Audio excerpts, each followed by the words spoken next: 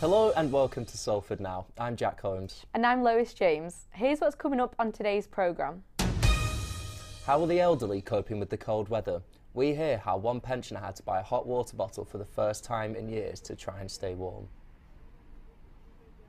I don't put my heating on till much later now, and I only keep it on for so many hours. And I have to confess, I bought a hot water bottle for the first time in years. A push for girls in sport. Greater Manchester Mayor says that girls should get 2 hours of PE a week. Andy Burnham kicked off his day with a football game alongside a Lioness legend. The Greater Manchester wants the success of the Lionesses to bring a permanent legacy for girls growing up here, all girls with the right to play when they're at school. It's a simple call, but I believe it's one that Greater Manchester will get behind.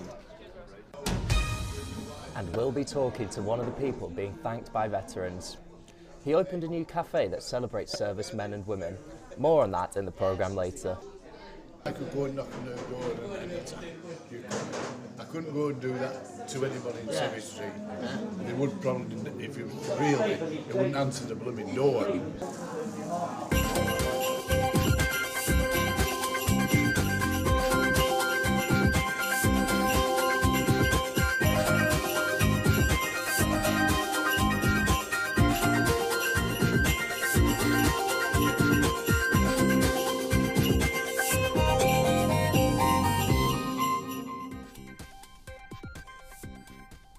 Today is National Christmas Jumper Day. We hope you're dressed for the occasion and don't forget to go online and make a donation to Save the Children today.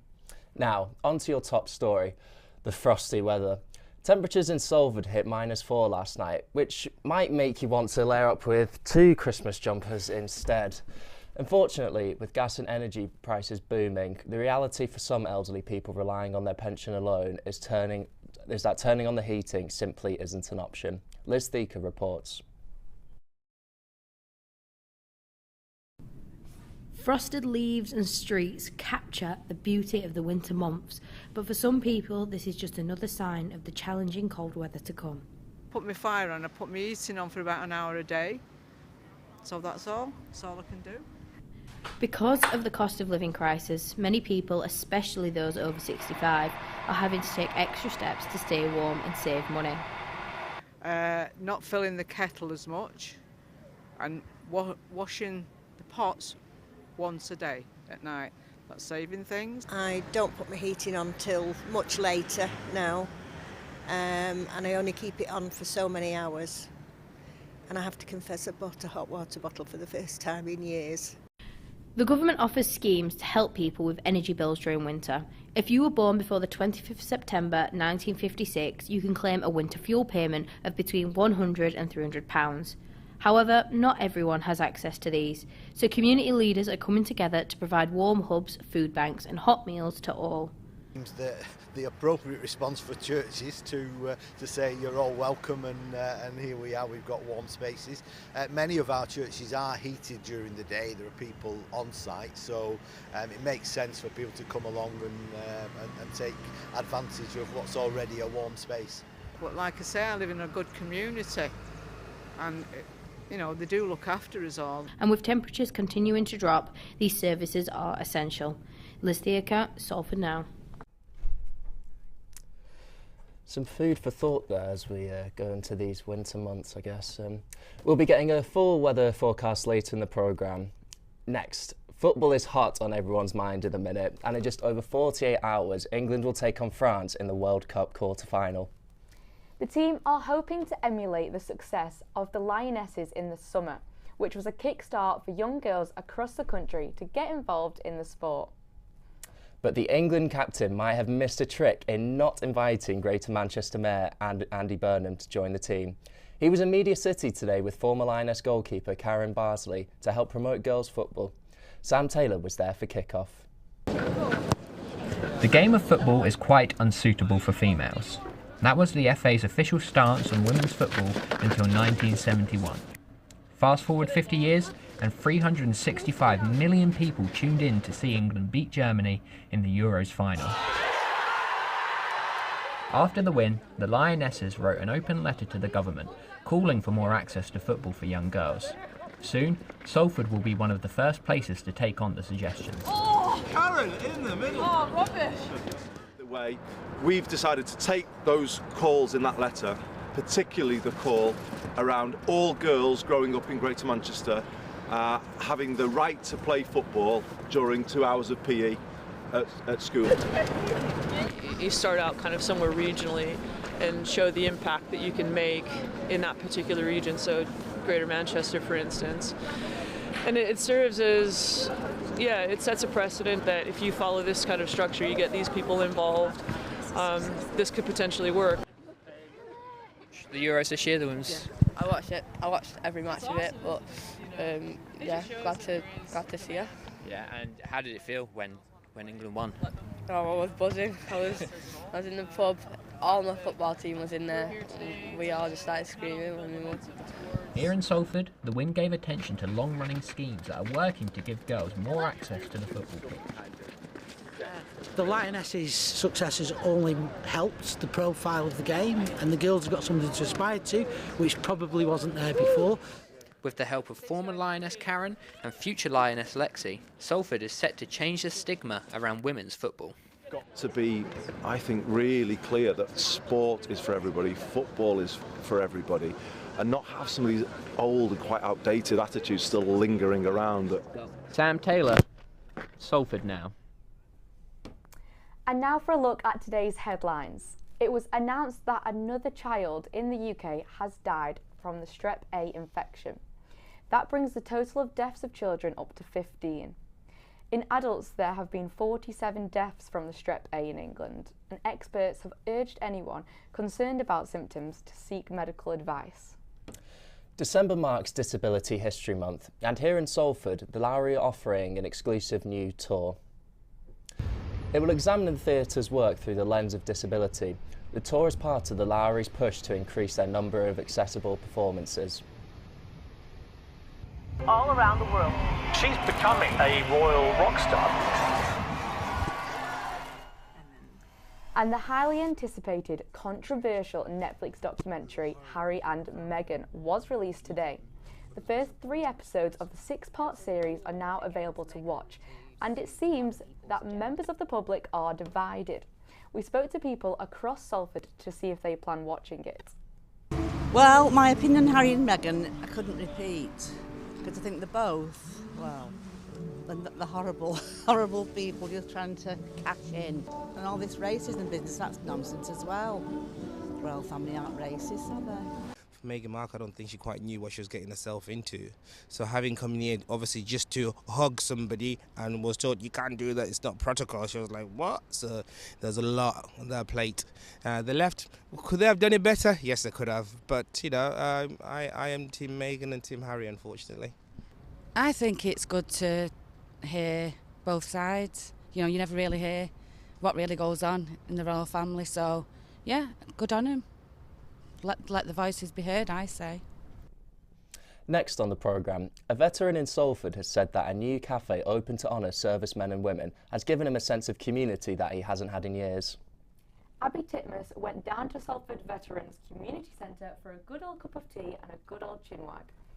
Serving in the armed forces becomes a family for many, a family they miss when they leave. In 2019, there were more than 2,500 working-age veterans in Salford. For many, emotional support for veterans is lacking, so are places they can come together to reminisce. Now, a cafe in Eccles has provided a space where veterans can come together, share memories and create the family that many of them are missing. There's only 2 from my class left. No reunion. So what do? We join the veterans, and this is our reunion.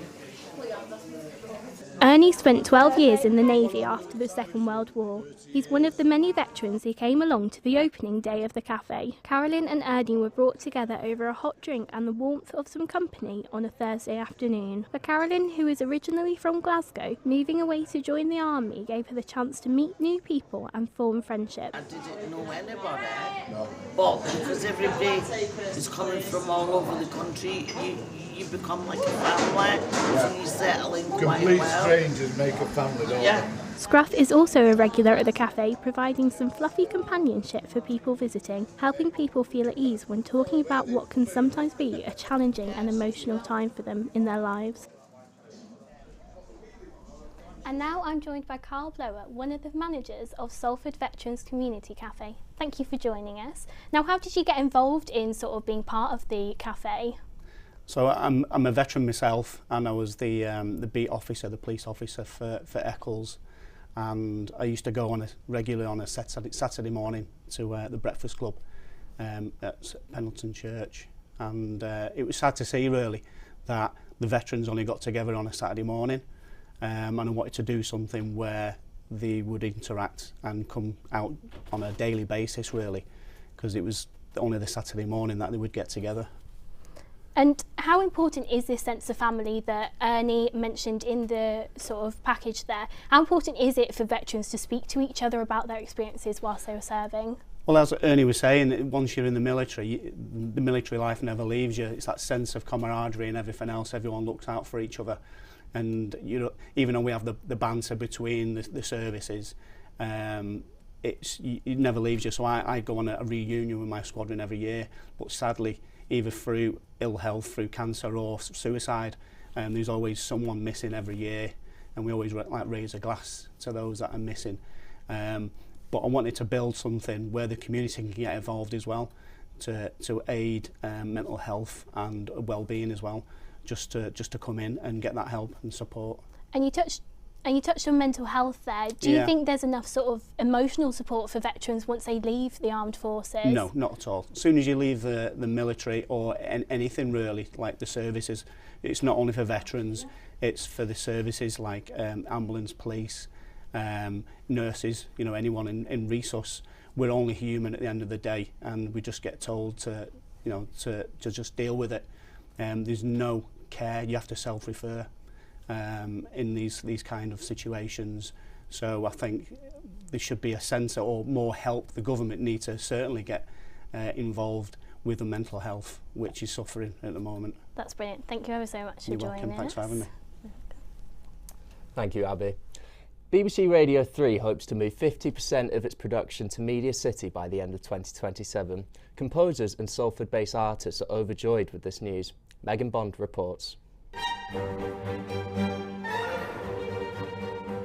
The BBC's recent announcement in its decision to move 50% of BBC Radio 3's production is music to the ears of composers and artists in the north. Well, I think it's great news. I think that the move of so much of Radio 3's output to Salford and basically the creation of what they're calling a classical music hub for the north of England, effectively based at Salford, is fantastic news for us, because we're right on the doorstep. BBC Radio are strengthening their production to Media City UK. About 50% of their production will be from Media City. We went to see what the people of Salford thought about this. Well, I've got a lot of empathy with Salford because I used to work there for a long period of time, so yeah, I think that there should be, I think there's quite regular opportunities for people to relocate from London, but it should be balanced out the opportunities for people to be employed in media. So. I'm not actually a person of Salford, to be fair, but I do think they should employ locally. That's the right thing to do when you move your operations to a new location, I would say. I think it would be good if they provided some jobs for local people as well. Manchester has been the home for radio classical music since 1967, and in 2019 the BBC moved to Salford. In that year, Manchester's music creators generated over 24 million I think that, for the city, and in that same year... so there is a sort of image that it's all...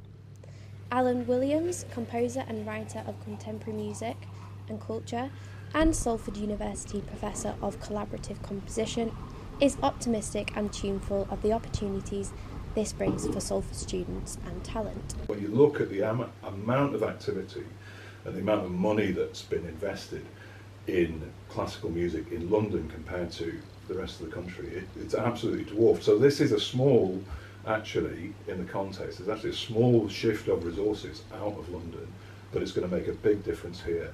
And it's going to mean that the overall sort of ecosystem for musicians is going to get better. And we'll wait and see what the long-term effects of this are, but I can't see it, anything but that we're in a better position now. I mean, speaking as a sort of regional person, speaking as a person who believes in the future of music in Manchester and Salford and the city region. Megan Bond reports, Salford Now.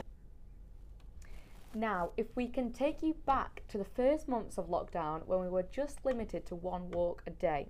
Well, one woman in Salford used that time and that one walk a day to become a better photographer. And now, her photographs are being used for something quite special. Luke Johnson has more. Memories of lockdown walks turned into art. These scenic images of Salford are being used in a charity calendar in aid of the Ceremonial Mayor's charities. They were unveiled at GK Gallery on Chapel Street. During lockdown, I was quite bored and depressed at times, and people said, well, we'll go on walks. And I'm not one for walking, but I thought, you know, if I go on walks, take my camera with me, I might be able to capture some very nice shots. Councillor Heather Fletcher suggested the idea to Anne-Marie Humphreys, the city's ceremonial mayor. Marie Humphreys became mayor, and I said to her, I don't think it's ever been done before. How about the ceremonial mayor's charity calendar? And all the money will go to your 3 charities. For gallery owner Helen Kirby, it is a chance to support creative work. We just jumped at the opportunity. We've got, I think, the ideal sort of space to house pieces of artwork and these photographs that make up part of the calendar. The festive period is often the busiest time for animal charities. Animals in Distress, one of the selected charities, who will see funds from sales of the calendar. We actually stopped rehoming puppies and kittens and all the babies 2 weeks before Christmas and 2 weeks after Christmas, because a lot of people just get things as a present and they're not presents, they're something you want for life. So if you can wait till January, then you genuinely want the animal. Into the new year, the ceremonial mayor has more events on the calendar, with a pub quiz hosted by comedian John Thompson. Luke Johnson, Salford Now. And now we're going over to Emma White, who's by Salford Quays to give us the weather forecast. Emma, how is it looking out there? Thank you. Yes, I've just seen another beautiful sunset here at Salford Quays. Just don't be fooled by the orange sky. I can confirm it definitely is not a warm evening ahead of us. Tonight is the night to curl up by the fire, and clear skies mean that temperatures are going to drop as low as -5, so it's definitely not the time to go for a swim in the Quays. It's going to be a very cold start to Friday morning, and the cold weather will continue throughout the day. A yellow weather warning is still in place across Salford, so advice remains to wrap up warm. So maybe put on your extra jumpers, your extra socks, so it can really make a difference. But most of all, take care on your commute. There will be ice on the roads, so just please look out for that. On Tuesday we did have some advice on how to stay warm and to save energy in the winter, so head over to Salford Now to catch up with that. Back to you in the studio. Thank you, Emma. Before we go, we want to wish you a happy National Christmas Jumper Day. As you can see, both got ours on today. Mine's pretty simple, but I've had a lot of compliments. Simple but effective. I love what's it. yours saying? What's it, a little reindeer? I've just got a little Rudolph one. Yeah, I've had it years. I mean, with all the compliments today, I would love to tell you where I've got it from, but unfortunately there will be people watching and in the gallery who will shout at me if I do. So I'll leave you guys try and find it. But anyways, moving on. Workplaces and schools across Salford are taking part to raise money for Save the Children. But we couldn't leave without showing you a few of our favourites from Salford Now. From the Salford Now newsroom today, sorry. Thank you for joining us. We'll be back at the same time tomorrow for our final Salford Now. Don't want to miss it with my jumper tomorrow, let me tell you. Goodbye.